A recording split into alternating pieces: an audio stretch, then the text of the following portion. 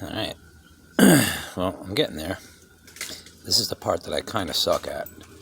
Like trying to figure out how to make these rocks look natural, and they totally look unnatural. I don't know, I just gotta keep messing with it until I get it. I don't know, look at some pictures maybe. If anybody has any ideas, let me know. Some driftwood might look cool in there. There's only going to be 3 of them in here, so. Alright, guys. Later. Wait, you know what? I was told to put the camera this way. Let me see if it makes a difference. Does it look any better? I don't know. I keep forgetting to turn it sideways. A couple of people told me to do that. Right, Tangy? Stop pissing on the pond. Pissing on everything.